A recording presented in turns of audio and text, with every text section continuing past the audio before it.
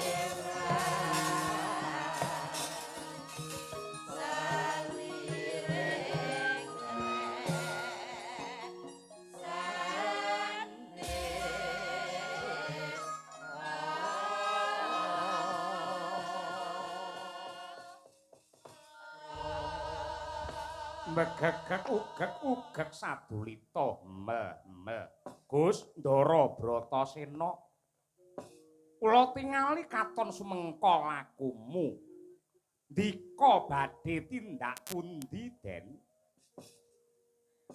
Kyai Semar aku nyuwun panjurung pangestumu Bratasena bakal ngestokake dawuhe Adipati Dastarata lan uga Yang Bisma kinen babati Wanamarta kanggo papan dunungku sakadang Pandhawa. Mula aku ewang-ewangana ndonga Kyai Semar. Inggih.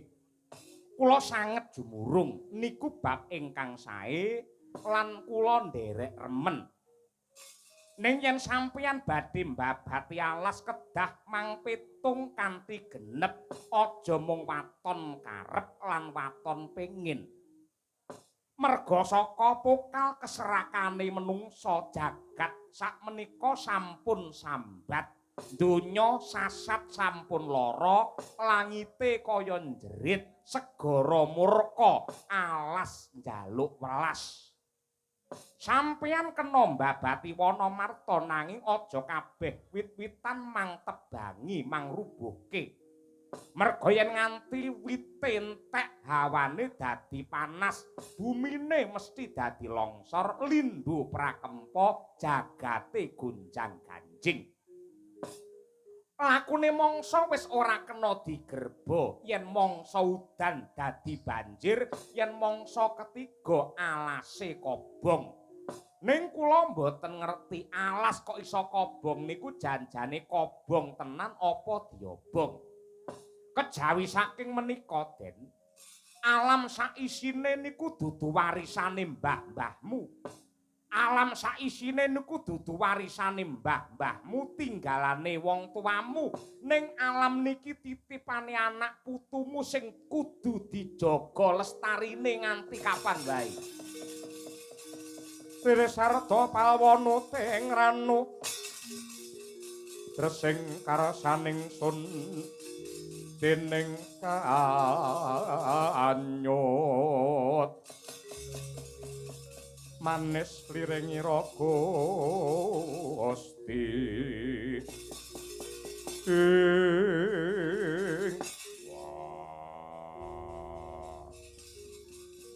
kabeh pangandikamu bakal tak gegem mongko dadi pakem.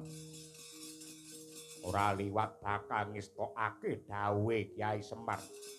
Aku njaluk pamit budal ning Wanamarta ripalungguhan iki. Sedya ayu manggih rahayu Den. Sikra bala kang tumingal asampuk. Asampuk samya matali.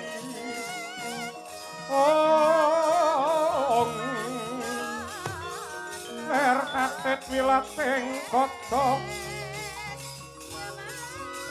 tak mangkong mangun paniti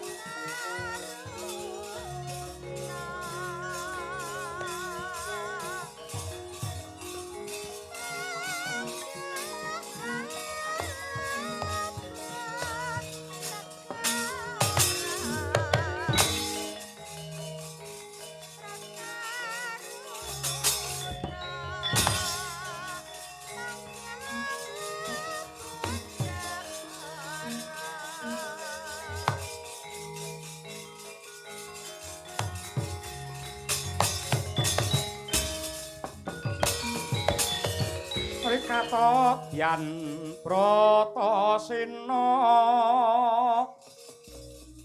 kampuk oleng tang pintulu ati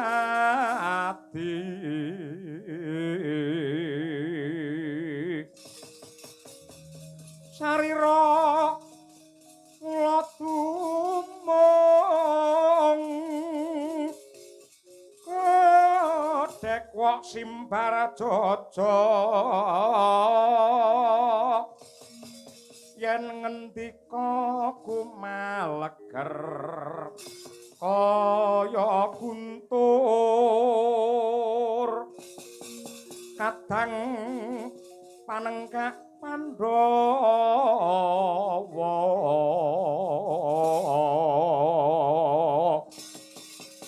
mawa sindung yen lu maris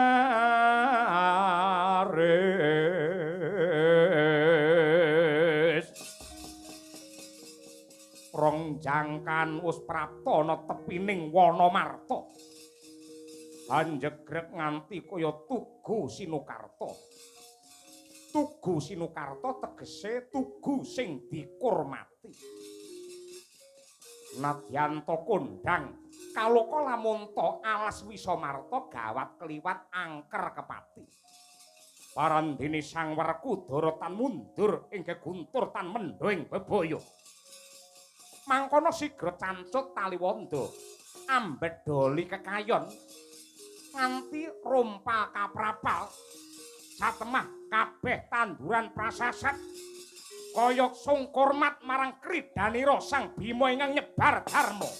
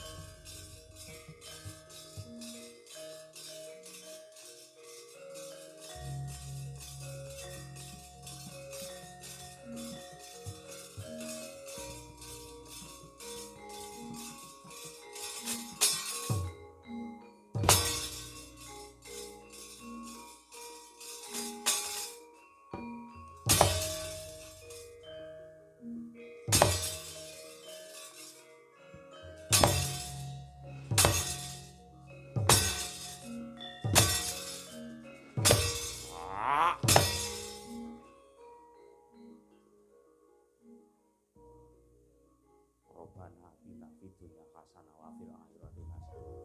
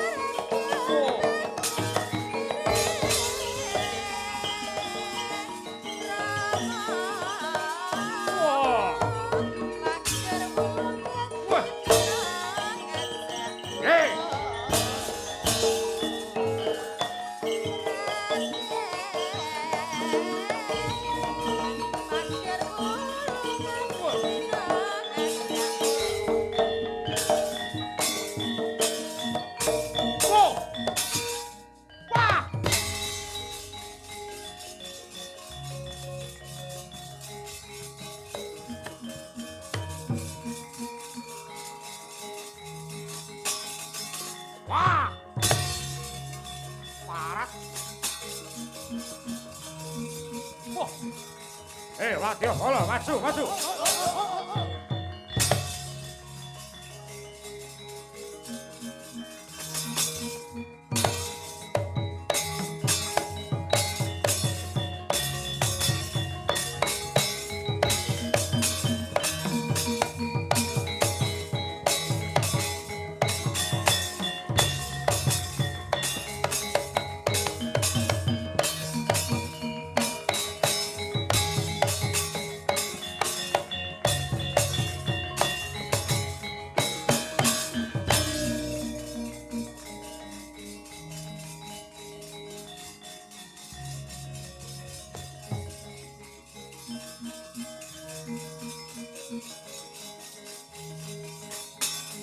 Oh!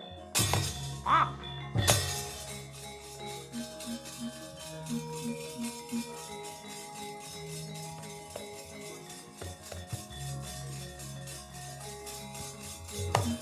Woi! Hey! Hey! Ah! Ah! Hey! Hey! Ah! Ah! Woi! Hey! Ah! Ah! Hey! Hey! Woi! Hey! Ah! Hey! Hey! Hey! Hey! Ah! Ah! Hey! Ah! Hey! Ah!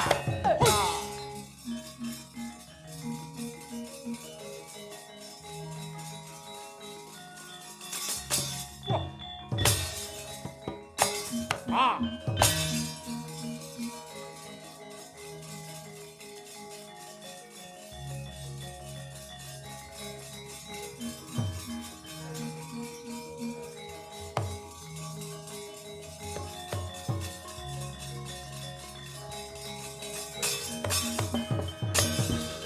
Ingkang naga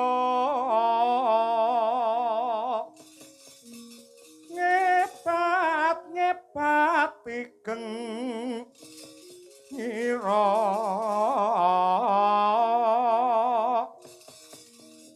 rikalanira nguni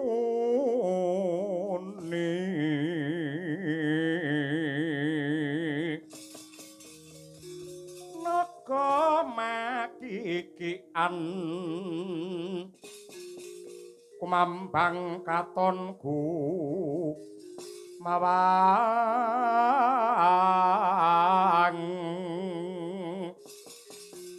wisanya manampek kisih manaut ikro marang risang bayu siwi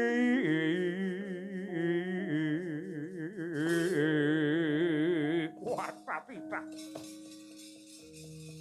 sakjroning wana marta ayem tentrem jenjem permanem lah kok dadi bocah baseh kaya mengkene pating glundung wujute watu kekayon dirubuhake. Wong gedhe dhuwur aja nganti mati tanpa aran. Mara gage ngaku wis sapa lan saka ngendi? Tambuh karo aku panenggak Pandhawa jenengku Bratasena. Bratasena. Dasar para nyata kowe pawongan cat katon cat ora iki bangsane apa? Iki bangsane Gandharwa, bangsane Jim. Iki sing jenenge Tumenggung Kumandang Garba Bintang Samudra Srenggabadra.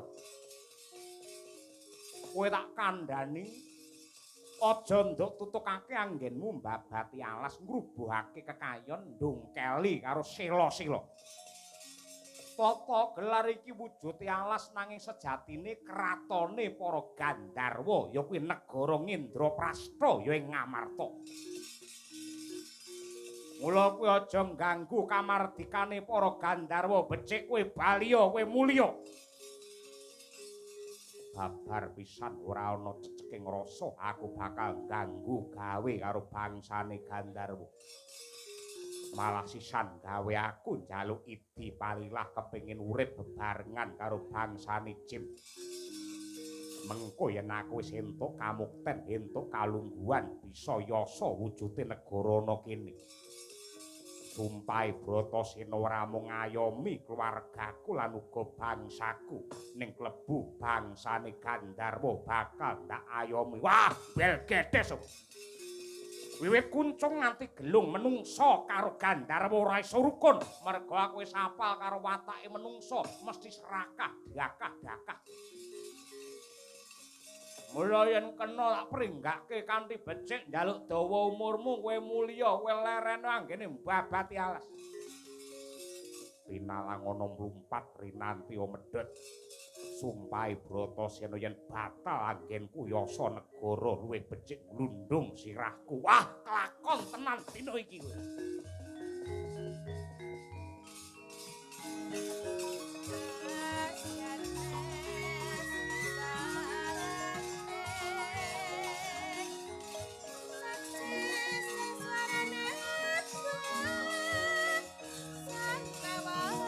Pusakan jroning kewok mandika ton selang padhangipun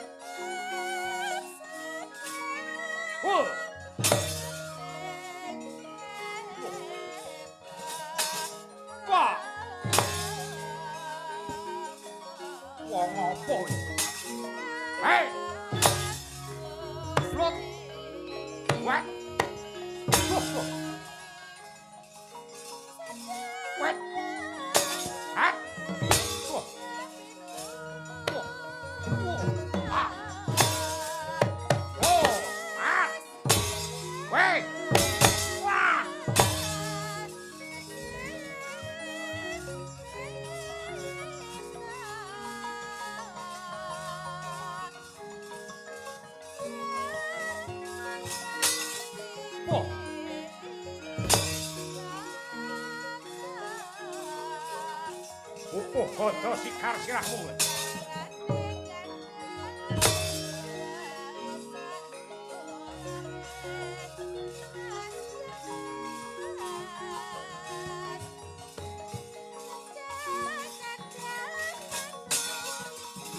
Wah.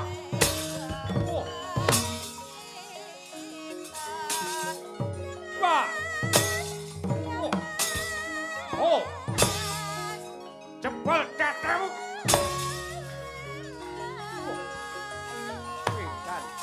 Sikar sirah. Wet. Hat. Wah. Wet.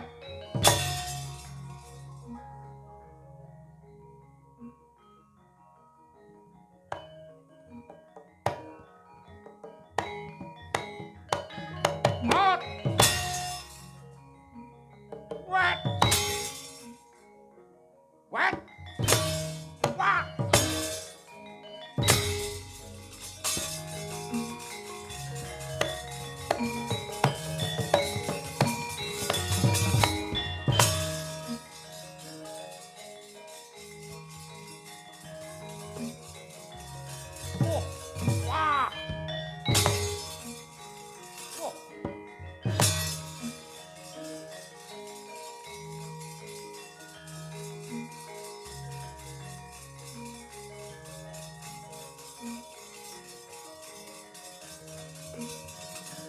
Ho!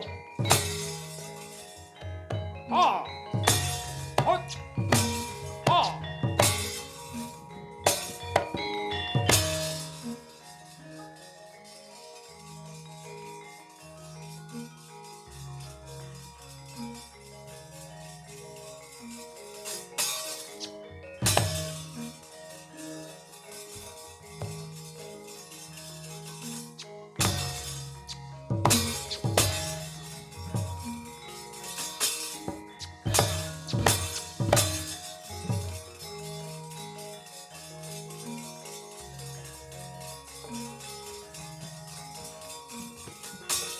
What? Go, go. Wah! Go, go. What? Wah! Go. What? Wait. Oh. Ah. Oh. What? Wah! What? Wah! Whoa! Ah. Wah!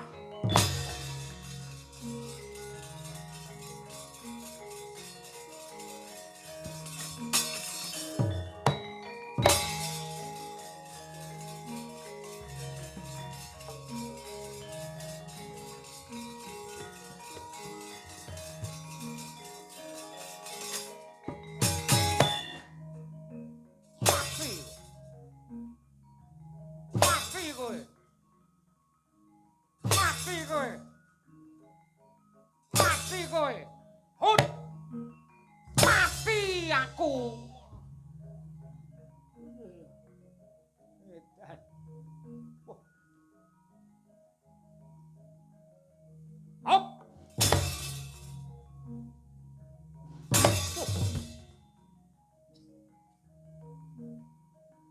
Hap. Hap.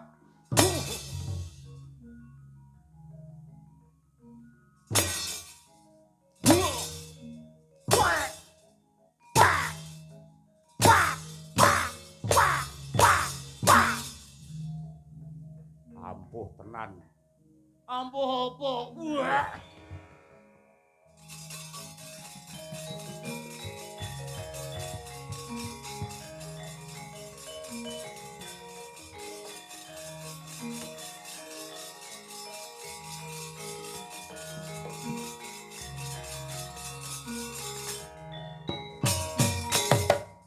Oh.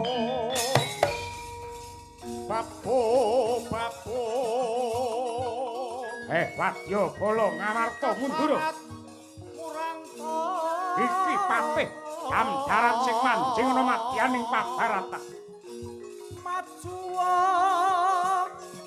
Bratasena ora minggat kokop getihmu.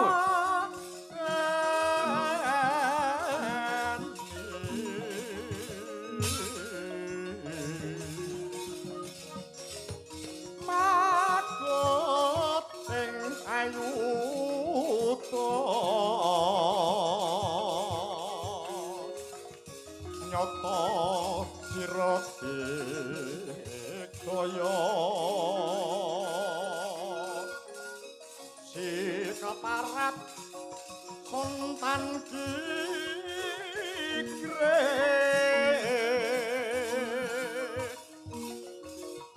umawan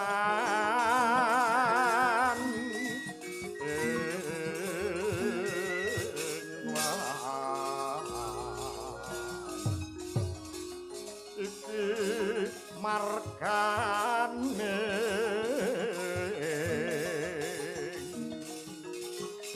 pati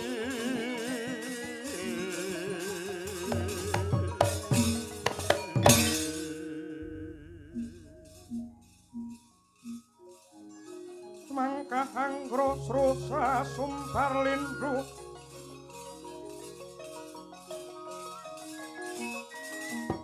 Wah. Ah.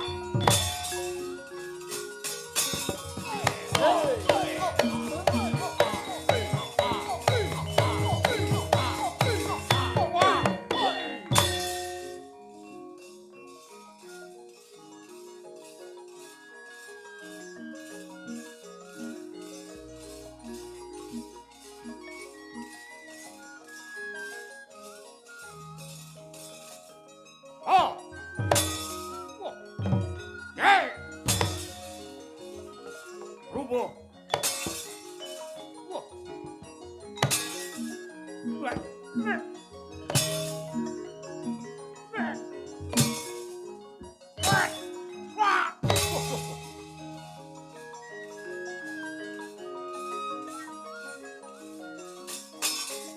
Oh.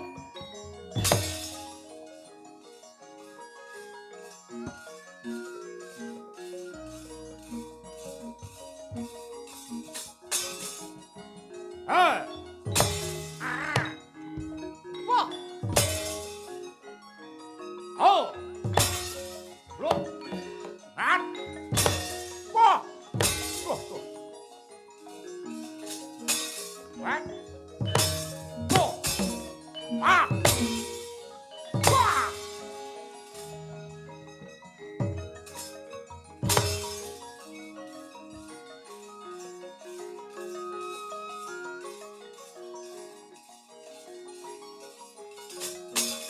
Wah. Wah.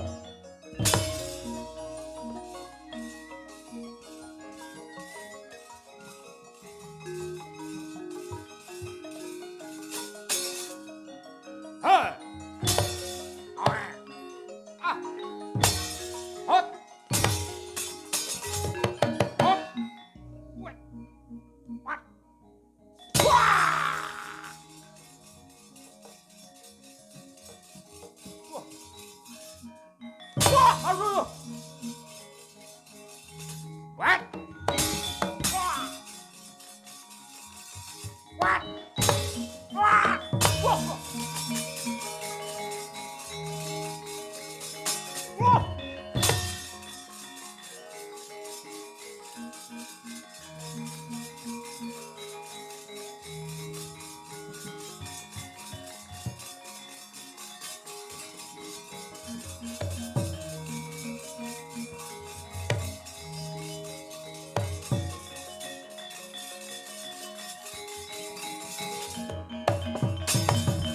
mangkahang rosa sumbar lindu ketara bumi konjing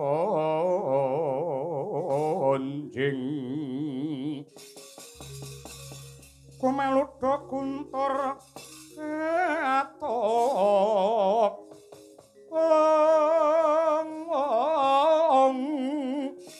kumup kang colonidi lumembak banyu kumambang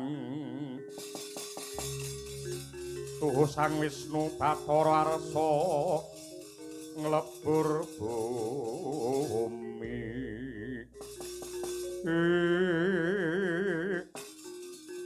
Jagat Dewa Bathara ya jagat mangestungkara babar pisan ora nduga mono wana marta bubar mawut wadya balaku salang tunjang kondange panenggak Pandhawa jenenge Bratasena sing wani ngrusak kamardikane para Gandharwa aja gleleng pacakmu kowe le ketanggor satriya Njadi Pati Jim Dandun Wacana mangsa kuwata yak tibane pedhut mau isa ora lemes lumpruk kaya kapuk gurane batangmu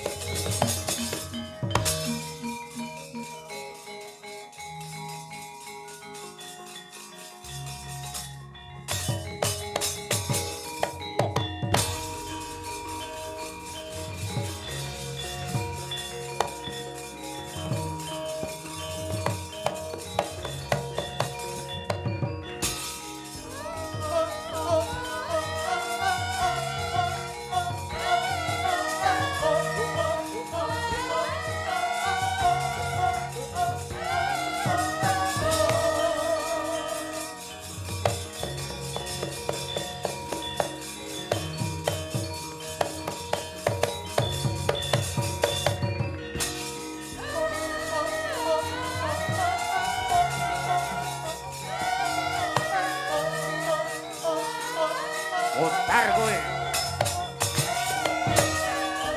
Ayo Angyo Bratasena.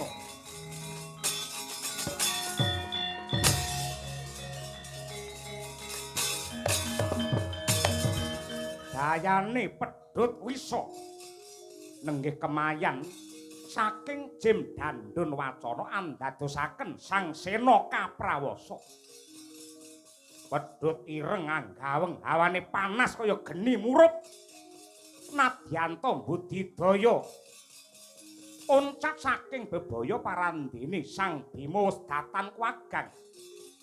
Lumpruk kaya kapuk parandene isih ana ucape gereng-gereng ingkang sumpah prasetya.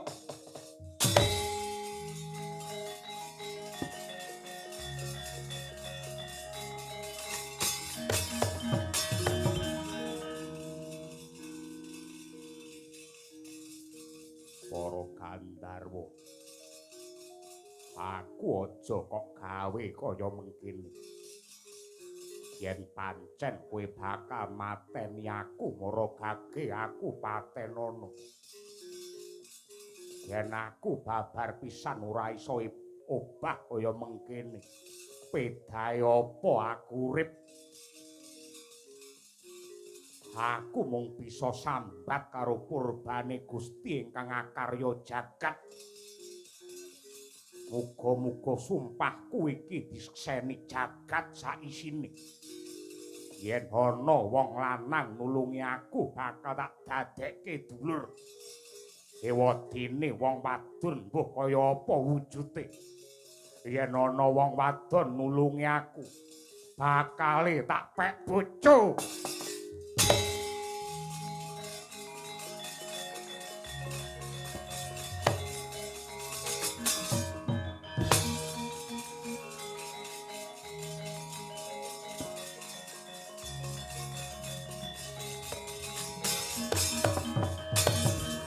Sambate Sang Aryasena mung meminta marang pengasihe Hyang Agung. Mangkono ganti ingkang cinarita ora kaya ing mapan wonten ing prajaning buta. Candrane panyayah nganti kaya gajah kelangan serati.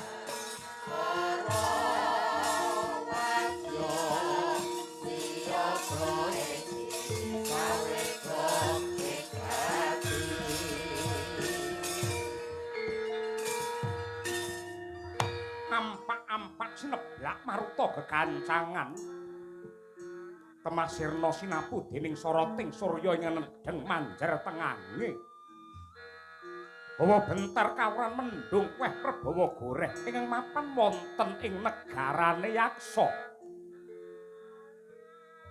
kinupeng dening samudra anenggih ing kono sinebut Kraton Pringgondani saksedane Sang Prabu Trembaka sinten ta ingkang jumeneng nata nenggih putra Pambayun ingkang ajejuluk Prabu Arimba ya Prabu Hidimba gedene sak gunung anakan mencorong mripate kaya singa barong menga tutuke nganti kaya guwa krembyah-krembyah rikmane den ore modal madul candrane nganti kaya Bathara Ludra arsa nglebur bumi mangkono nedheng lenggah wonten ing pendhapa kadhep ingkang rayi kekalih mijil pawestri nenggih awujud raseksi Dewi Arimbi ya Sang Hidimbi datan kantun kadang wragil ingkang semu gecul nenggih Sang Kala Bendana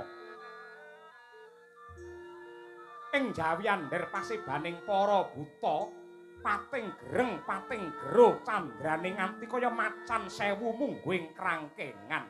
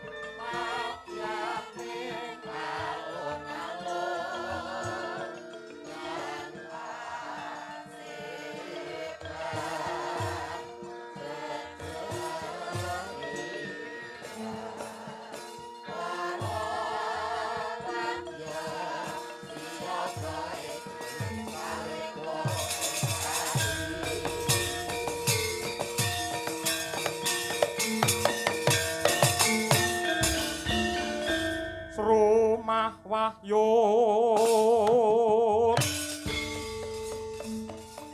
Sang Hyang Sendra Suraruma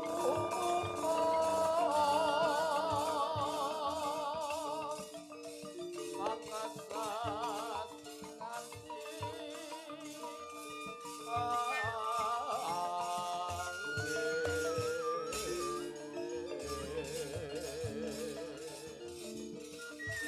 Bangsa palaka bapa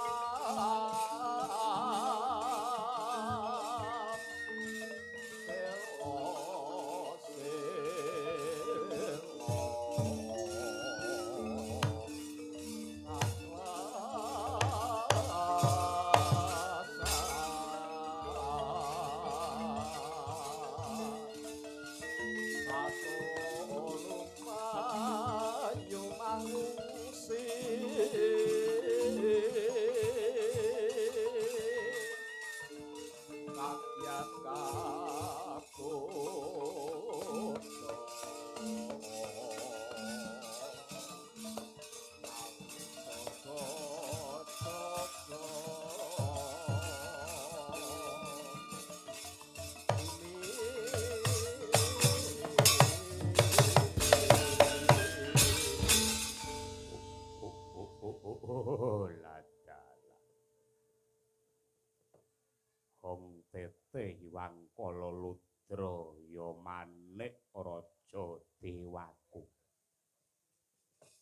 Ae nggumun angger buta metu mesti hong tete jane apa? Nyembah karo Bathara Ludra manik inten raja dewaku. Dadi kowe nyembah karo Bathara Ludra kala merga ngarah sugih pengen duwe manik karo inten. Iya. Apa kowe ora kulak pawarta adol pangkrungu Kakang? Sing jenenge manik wis dirabi karo Kang Sentun kuwi piye to? Kowe nyembah karo Bathara Ludra apa ora nate didongengi karo Kanjeng Rama Trembaka mbiyen? Nalika jaman mbiyen kuwi para menungsa ki padha nyembah karo wujute geni. Merga geni duwe daya kekuatan bisa madangi. Ning Kacapa bareng mangsa rendeng udan mudhun kabeh padha nggumun tiwas nyembah karo geni. Jebul geni kalahe karo banyu. Kabeh wong banjur malik tinggal nyembah karo banyu, Kacapa bareng mangsa ketiga banyu ora ana, do bingung kabeh. Srengenge banjur njedul, kabeh menungsa nyembah karo srengenge. Ning Kacapa bareng mendunge kandel, surup teka bengine ndatengi wujude srengenge kuwi ora ana. Mula kabeh do bingung padha nyembah karo bulan sing metu ing wanci bengi katon endahe dipeni. Ning Kacapa bareng biar padang jam 6 esuk wujude rembulan mau wis ora ana.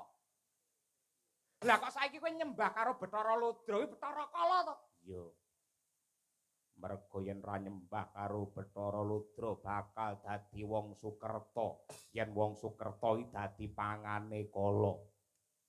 Pangane Kala ki apa to? Kala ki wanci. Kala ki wanci. Titikane wong sing dadi pangane Kala kuwi bocah Sukerta. Bocah untang-anting kuwi ya bocah Sukerta, bocah kedana kedini lanang karo wadon kuwi ya pangane Kala. Kedini kedana wedok karo lanang pangane Kala, sendang kapit pancuran kuwi ya pangane Kala. Bocah Srimpi anak papat wedok kabeh kuwi ya pangane Kala. Bocah Sarombo anak papat lanang kabeh kuwi ya pangane Kala. Pandhawa anak 5 lanang kabeh pangane Kala. Pendhawi anak 5 wedok kabeh pangane Kala. Bocah Margana sing lair ana dalan kuwi ya pangane Kala. Bocah Kalung Usus kuwi ya pangane Kala. Wong wedok ngrubuhke dandang ya pangane Kala. Wong wedok mecahke gandhik ki ya pangane Kala. Wong syukuran kok ora nanggap wayang pangane Kala. Pengumuman iki. Kaya ngono disembah. Diprayoga ning nggon Mulungguh Harimbi. Iya Kakang Prabu Harimba, ora kurang prayoga anggenku ngabiyantara sembah pangabektiku katur ya Kakang Prabu. Ndak tampa gawe bombonging rasa. Kala Bendana. Kala Bendana. Sore mbagusi. Bareng yahine dadi celuk-celukan. To renek pilihane ora. Yen luwe ora kuat ngangkat tabuh, yen wareg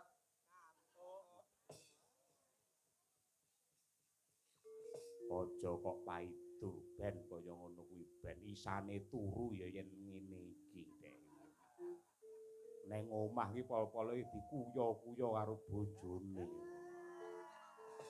ngisin-ngisini pasewakan parandir malah turu kaya mengkono. Kowe ora gelem nyukuri nikmate Gusti. Turu ki nikmat. Jajal upamane wong ora iso turu. Bingung rasane mongko sesuk kudu nyambut gawe. Wis mapan kelingan rokok ngrokok neh. Bar kuwi entek saler mapan turu lampu dipateni, kriyap-kriyip metu ngombe teh ngrokok neh. Sing jenenge wong turu ki nikmat. Bayangno upamane wong sak donya ki wong lanang kabeh ra iso turu, mesti wong wedok-wedoki do remuk kabeh. Mula turu ki nikmat. Wong nglilir saka turu ki ya nikmat. Masa? Iya. Wis ngaku wong ganteng kliwat ukur. Kowe yen turu ra iso nglilir, aja arep-arep iso urip. Kowe duwe wujude sawah sing subur pirang-pirang kok tanduri pari jagung ketila puhung ning kowe nandur tik ora iso nglilir tangeh lamun kowe iso panen. Wong lanang-lanang duwe bojo ayu sing ayune kliwat ukur nilek nggen batraine ra iso nglilir. Kudu nylentiki ae ngono. Wong turu, wong nglilir kuwi nikmat. Omongane kaya cangik sampean ora. Aku tak matur ya Kakang Prabu, arep matur apa Arimbi? Mungguhe Kakang Prabu Arimba yen mengo karo lakon sing kawuri. Ya kuwi peperangan ing antarane guru karo murid. Sinuwun Prabu Pandhu kelawan Kanjeng Rama Trembaka ya merga saka diracun dening Patih Harya Sengkuni utawa Harya Sumandyen satemah dredah munggah Pancabakah Kanjeng Rama Trembaka banjur seda sinusul dening Prabu Pandhu uga angemasi. Saiki kira-kira rasamu marang tedak turune Prabu Pandhu ki kepiye? Tetep mungsuh bebuyutan. Kanggone Prabu Arimba caraku mulyake wong tuwa sing wis seda kudu bisa males pati marang panjenengane. Yen pancen Prabu Pandhu wis mati bakal tak goleki cindelabangi, tak golekane anak-anake rak kokope getihe. Yen kira-kira wong urip ki mung tansah les winales, gedhekake rasa drengki lan srei, gedhekake rasa memungsuhan kaya ngono kuwi njur kapan donya iki bakal tentrem, rukun lan rahayu. Aku ora gagas. Kakang Prabu, aku tak matur lamun tori palungguhan iki sinuwun Prabu Pandhu uga wis kagungan tedak turun saka garwa loro ya kuwi Dewi Kunti Talibrata kelawan Dewi Madrim. Dewi Kunti nurunake ya kuwi Raden Puntadewa, Raden Bratasena lan Raden Permadi. Ewadene Dewi Madrim nurunake ya kuwi bocah kembar kemanikan Nakula kelawan Sadewa utawa Pinten lan Tangsen. Yen ngono kuwi musuh. Nek musuh ki piye to? Aku karo kowe golongane buta kae golongane satriya. Nadyan to golongan buta, golongan satriya, ning aku karo kowe lak padha-padha titahe Gusti to. Sing ditandur ning jagat raya iki supaya nggedhekake karahayon lan tresna karo pedamen. Mongko Weda Suci, kitab suci lan uga agama ngendi wae mesti wae mrentahake supaya menungsa padha nggedhekake rasa katresnan lan welas asih. Weda Suci kae dumadi saka pirang-pirang piwulang kautaman. Ning lamun ta diringkes mung kari ukara ya kuwi nyebut asmane Gusti ingkang Maha Welas lan Asih. Ukara kuwi mau lamun ta diringkes meneh mung kari rong tembung ya kuwi welas lan asih.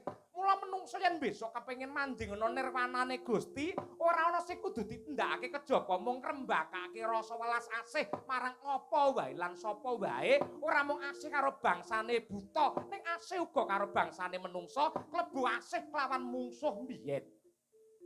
Mula kang mangkono aku kepengin lan kumacelu Kakang Prabu. Aku kepengin ya kuwi nyambung rasa asih kelawan para Pandhawa supaya ora ana tabete rasa memungsuhan antarane tedak turun pringgondani karo Ngastina Kakang Prabu. Palugon laguning lekas lukita linuding gedung kadung kadereng amamar memangun manah rahayu haywana tanah kalong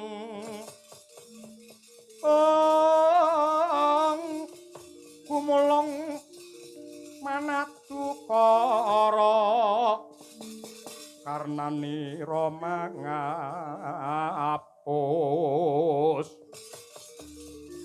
puspita bangsalan samun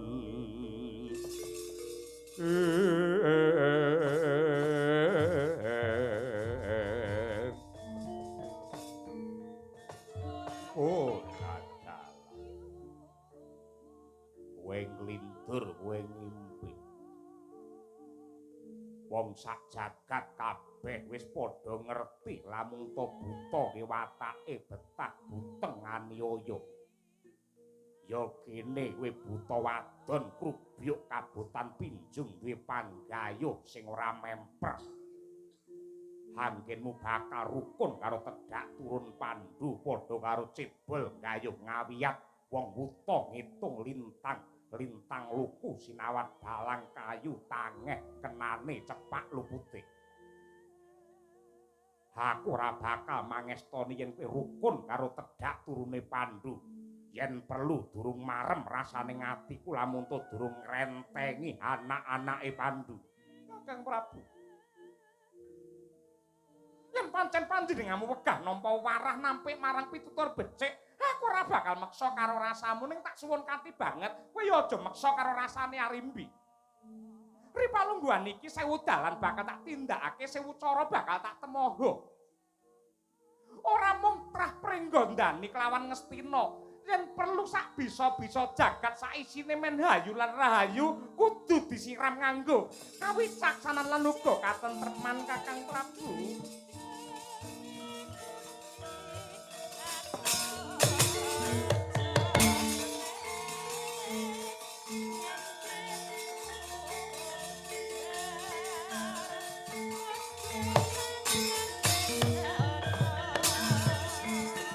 Memuntat lir kinetap kaya sinipi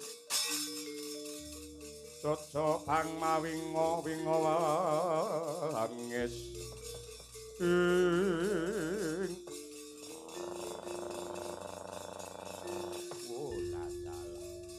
duweh nerweteh ucapmu kaya pendhita mejang karo murid sing dadi ratu ana pringgondane Ki Arimbu.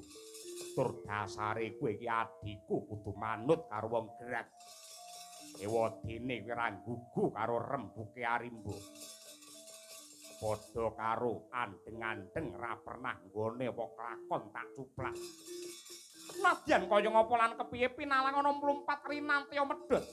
Aku moh lamun to kudu memungsuhan karo sapa wae kudu tetep guyub rukun. Yen pancen gugu sak karepmu dhewe luwih becik kowe minggat to. Janji ora minggat kursi neng mburi tak kebrokke ndasmu ora modar gurune batangmu. Prabu.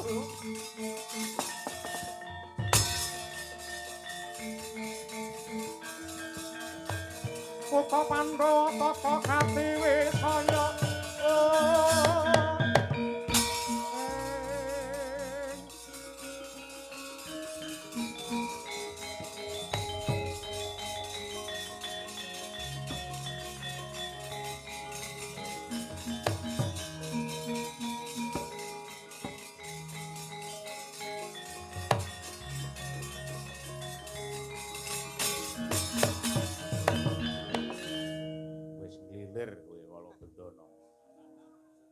Kowe iki aja kleru. Aku ki ambak merem kaya ngene iki apa wae sing kok rembug karo Mbak Yu Arimbi aku ki ngerti. Iki mau lak kowe ngelekke karo Kakang Mbok Arimbi mongko janjane gegayuhane Kakang Mbok Arimbi ki apik, becik, merga tresna karo kerukunan. Ning parandene kowe golek menangmu dhewe. Satemah Mbak Yu Arimbi kok tundung, mongko kowe iki dulurku sing mung siji-sijine sing wujud pawestri. Sing jenenge dulur ki tega larane ra tega patine. Nadyan to wong wadon kae iki mesti ana pepalang ning dalan yen nganti ana godha pangrencana, yen nganti cilik lara gedhe mati kira-kira sing kelakane sapa. Ngene mbok dipikir to Kakang Arimbo. Waduh.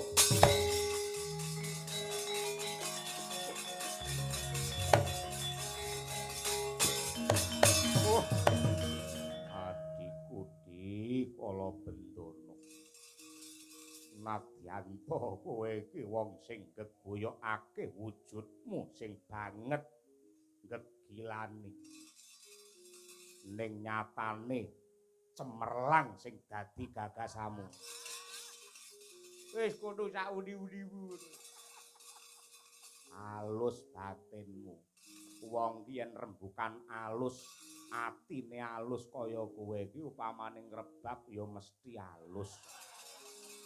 Sing ngomong sapa? Tunggunen kraton tak oyake kae Mbak Yumu Arimbi.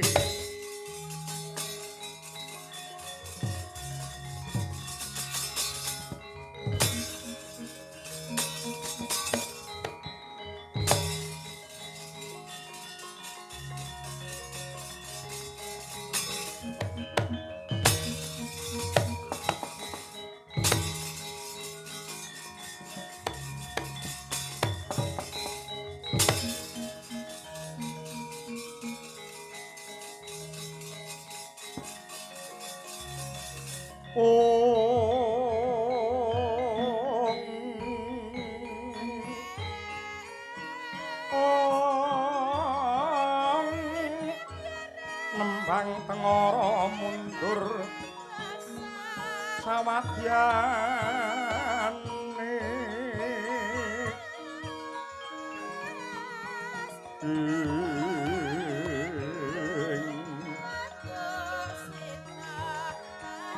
Nedya kondur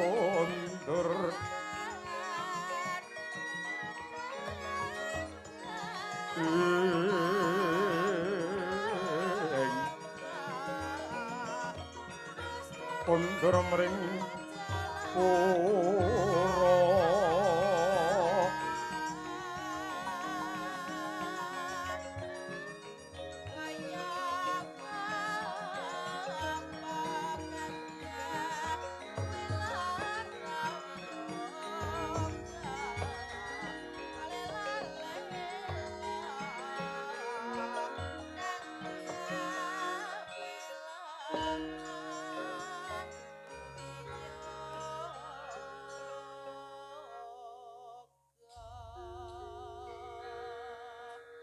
Madya Ratriwus kawuri